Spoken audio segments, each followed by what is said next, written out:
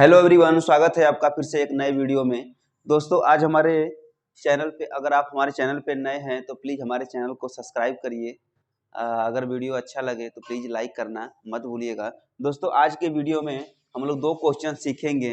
एक जो है ट्रेन से संबंधित है और दूसरा जो है आपका लाभ और हानि से संबंधित है। ये दो क्वेश्चन से हम लोग बहुत कुछ सीखेंगे और देखिए, चलिए वीडियो को स्टार्ट करते हैं।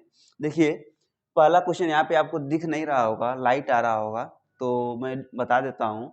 देखिए, क्वेश्चन क्या है कि दो ट्रेनों विपरीत दिशा से, मतलब कि दो ट्रेन हैं जो विपरीत दिशा से, ठीक ना, 40 किमी प्रति घंटे की गति से अलग अलग स्थानों से 320 किलोमीटर की दूरी से आ रही हैं। ठीक, दो ट्रेन हैं जो जिनके बीच की दूरी जो है कितना है, 320 किलोमीटर की दूरी है, और वो दोनों ट्रेनें जो है 40 किलोमीटर प्रति घंटे की चाल से आ रही हैं। ये भी 40 किलोमीटर प्रति घंटे की चाल से आ रही है और ये भी 40 किलोमीटर प्रति घंटे की चाल से आ रही है, और दोनों जो है एक दूसरे की ओर आ रहे हैं, यानी कि आमने सामने हैं। ठीक, तो फिर प्रश्न में क्या पूछ रहा है कि कितने घंटों बाद दोनों ट्रेनें एक दूसरे से मिलेंगी। आपको इतना पता हो गया होगा कि जब दो ट्रेनें आपस में एक दूसरे की ओर आ रही हैं, ठीक, मान जाइए कि एक ही साथ स्टार्ट हुआ। ठीक, मान जाइए यहाँ पे एक ट्रेन है, एक ट्रेन यहाँ पे है। अगर ये एक दूसरे की ओर आ रही हैं तो आपस में कभी ना तो कभी मिलेंगी ही, या तो वो 1 घंटे बाद मिले, या तो 2 घंटे बाद मिले, या तो 4 घंटे बाद मिले, लेकिन वो आपस में मिलेंगी। ठीक, तो वही पूछ रहा है इस प्रश्न में कि वो कितने समय बाद आपस में मिल जाएंगे। तो कैसे ज्ञात करेंगे? देखिए, उसी को हम लोग लगाएंगे और सीखेंगे बिल्कुल आसानी से। तो क्या करेंगे आप, यहाँ पे दो ट्रेन मान लीजिए कि एक ट्रेन ए यहाँ पे है और एक ट्रेन बी यहाँ पे है। ठीक, इन दोनों के बीच की दूरी कितना है आपका, 320 किलोमीटर। ठीक ना, कितना है, 320 किलोमीटर। और इन दोनों ट्रेनों की चाल कितनी है, 40 किलोमीटर प्रति घंटा। इसकी भी चाल कितनी है, 40 किलोमीटर प्रति घंटा। डिफरेंस नहीं है, दोनों का समान ही दिया है। ठीक, तो क्या करेंगे आप यहाँ पे, अब आपको इतना अच्छी तरह से पता है कि मान लीजिए एक काम इधर से हो रहा है, एक काम इधर से हो रहा है। ठीक, और इन दोनों के बीच की जो दूरी हो रही है, मान लीजिए कि यहाँ से ये कुछ दूरी चल गया, यहाँ से ये कुछ दूरी चल गया, तो क्या हो रहा है, ये आपस में प्लस कर रहे हैं, काम में कमी कर रहे हैं। ठीक ना, दूरी में कमी कर रहे हैं, यानी कि इनको चाल जो है आपस में क्या हो जाएगा, जुड़ जाएगा। ठीक ना, चाल को जोड़ लेंगे। सबसे पहले आप देख लेंगे कि इसको किस फार्मूले पे लगाएंगे। तो इसका एक फार्मूला होता है आपका कि चाल बराबर दूरी बटा दूरी को डी से संबंधित कर दे रहे हैं, और दूरी बटा समय, टाइम को टी से संबंधित कर दे रहे हैं। ठीक, तो चाल बराबर दूरी बटा समय। ठीक, तो अभी क्या करेंगे आप इस पे कि दूरी कितना दिया है, 320 किलोमीटर दिया है, 320 किलोमीटर यहाँ पे लिख लेंगे। ठीक, ऊपर फिर उसके बाद क्या कह रहा है, चाल। अब चाल देखेंगे, सोचने वाली बात यहीं पे है, सबसे दिमाग आपका यहीं पे लगेगा। कहाँ पे लगेगा कि इनके जो बीच की जो चाल है, इनका चाल जो है जुड़ेगा कि घटेगा, जुटेगा कि घटेगा, जुटेगा। क्यों जुटेगा, क्योंकि ये एक दूसरे की ओर आ रहे हैं। ठीक ना, एक दूसरे की ओर आ रहे हैं, इस वजह से इनकी चाल जो है जुटेगा।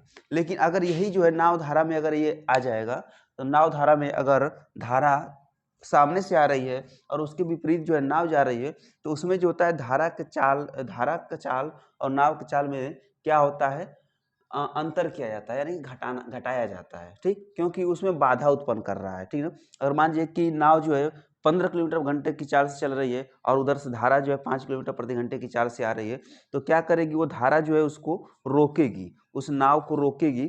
तो उसमें 15 किलोमीटर अगर नाव चल रही है तो उसमें 5 किलोमीटर की चाल जो है उसको कम कर देगी वो। तो उसमें क्या करता है, वो चाल में माइनस करता है। लेकिन इसमें माइनस नहीं होगा। क्यों नहीं होगा, क्योंकि इससे कोई इसका रिलेशन नहीं है, ये अलग है, ये अलग है। बस ये क्या कर रहे हैं, एक ही दूरी को दोनों लोग खत्म कर रहे हैं, तो इस वजह से इनका काम जो है जुट जाएगा। ठीक, यहाँ पे चाल जो है जुड़ जाएगा। तो 40 किलोमीटर प्रति घंटा की चाल से ये, 40 किलोमीटर प्रति घंटे की चाल से ये, जब दोनों जो 40 किलोमीटर प्रति घंटा रफ्तार से काम कर रहे हैं, तो यानी कि ये 40 ये 40 40 40 80, यानी कि क्या हो जाएगा, यहाँ पे चाल के स्थान पे 80 किलोमीटर प्रति घंटा। ठीक, और समय कितना यहाँ पे टी लिख देंगे। अब आपको सोचने वाली बात यह है कि टी का मान निकालने के लिए क्या करेंगे, या तो टी को आप यहाँ लाइए और 80 को नीचे ला दीजिए, नहीं तो यहीं से काट दीजिए आप इसको, 0 से 0 कैंसिल, ठीक। और फिर यहाँ से 8 एक कम 8, 8 3 24, 8 चौक को 32, क्या आ गया यहाँ पे 1 आ गया, यहाँ पे 4 आ गया, यहाँ पे टी आ गया। टी का जब इसमें गुणा करेंगे 1 में तो टी एक कम टी, यहाँ पे टी हो जाएगा और बराबर यहाँ पे क्या आ जाएगा आपका 4 आ जाएगा, ठीक। आशा करते हैं आप समझ गए होंगे। तो कितने घंटे बाद आपस में मिल जाएंगे, ये 4 घंटे बाद आपस में मिल जाएंगे। चलिए सेकंड क्वेश्चन देख लेते हैं कि शीला 24 रुपये में 3 कलम खरीदती है और 18 रुपये में 2 कलम तथा 45 रुपये में 5 कलम बेच देती है, ठीक। लाभ और हानि प्रतिशत बताइए। तो बताइए आप इसमें लाभ होगा कि हानि होगा, कैसे निकालेंगे। देखिए क्वेश्चन बहुत आसान है, आसानी से निकाल सकते हैं। 24 रुपये में 3 कलम खरीद ली, ठीक। फिर आगे क्या कर रहे हैं कि 18 रुपये में 2 कलम बेच दिया, ठीक। यानी कि 18 लागत देखेंगे कितने रुपए का उसने लागत लगाया 24 रुपया।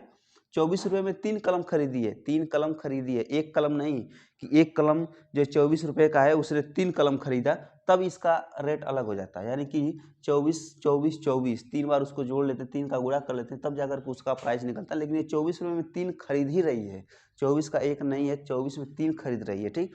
तो 24 में जब 3 खरीद रही है और यहाँ पे 18 में 2 कलम खरीद ले रही है, तो यानी कि दोनों यानी कि 3 ये 2 ये, यानी कि 5 कलम खरीदने में इसको कितने रुपए का लागत लगाना पड़ा, 24 रुपये और 18 रुपये। तो इसको जोड़ लेंगे, 24 और 18 को जोड़ लेंगे तो कितना हो जाएगा आपके यहाँ से 8 4 12, 12 को 2, 1 बच गया हासिल, और 2 1 3, 3 1 4, 42 रुपया है। 42 रुपया में उसने कितना कलम खरीदा, 5 कलम खरीदा, ठीक। अब फिर आगे क्या कह रहा है कि आगे प्रश्न में है कि 45 रुपये में 5 कलम उसने बेच दिया, 45 रुपये में 5 कलम बेच दिया।